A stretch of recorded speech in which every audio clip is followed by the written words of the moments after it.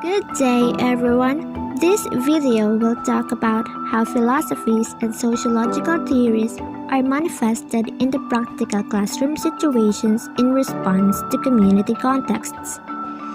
It will be provided through the use of a graphic organizer. Let's begin. Firstly, what is education? And what importance do perspectives give for the education to be effective? Education is a learning experience. It facilitates learning and acquisitions of knowledge, skills, values, beliefs, and habits. It aims for socialization and for the individuals to maximize their development. Perspectives manifest in classroom settings as it helps shaping education. It plays a part in how the student views achievement in all parts of life. These perspectives also help educators in addressing the strengths and weaknesses of their students when it comes to learning. They embrace and encourage the students to perform better. Now we go to these perspectives. This video will stress more on the philosophical and sociological perspectives on education. Philosophical perspectives.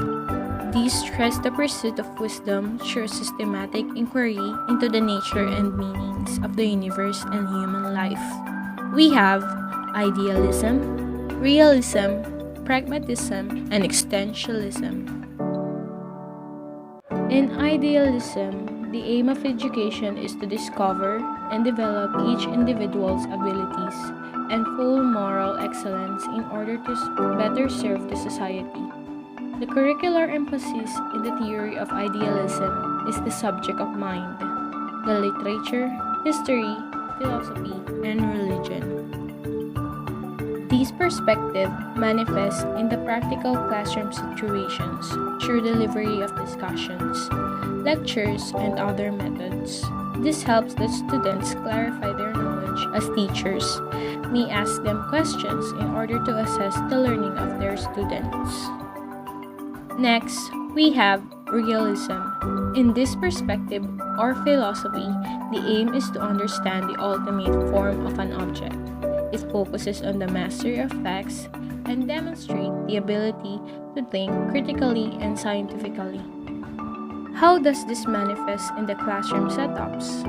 Well, in this philosophy, as it focuses on the mastery of facts, demonstrative activities and recitations are big help for the students to have their learning assessed. Next, we have the philosophy of pragmatism. This emphasizes the importance of experiences. Since we know that the universe is dynamic and evolving, we learn best through applying our experiences for us to learn better.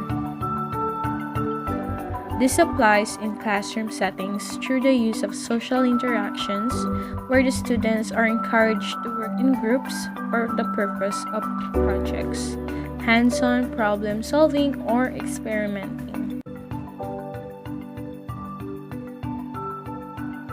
And lastly, we have existentialism, which the nature of reality is subjective and lies within the individual. It focuses on freedom. We define ourselves in relationship to that existence by the choices we make. We take responsibility for deciding who we are.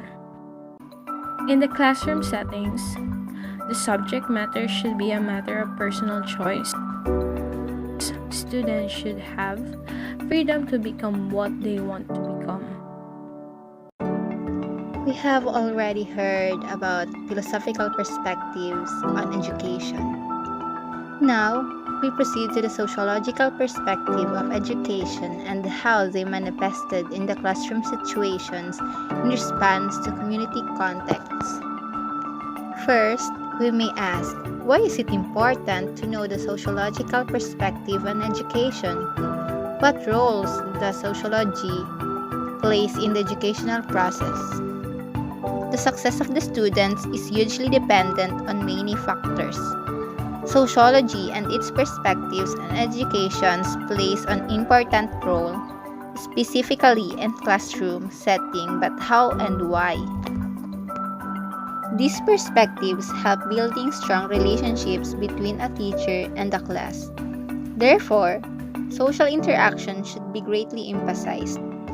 That's the answer to how and why.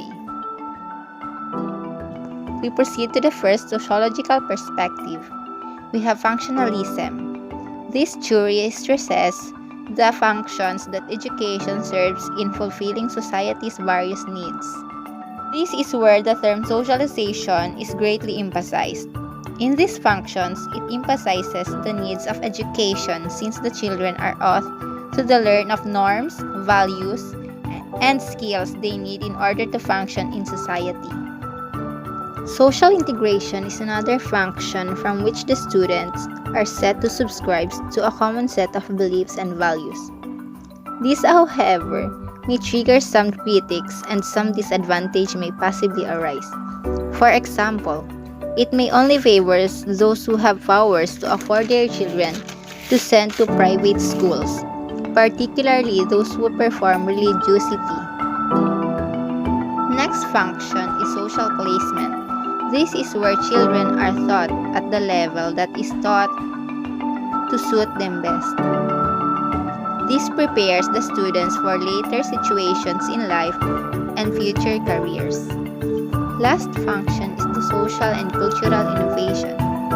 This helps the students perform better to the things they do well in. This helps the students know and identify their chosen paths.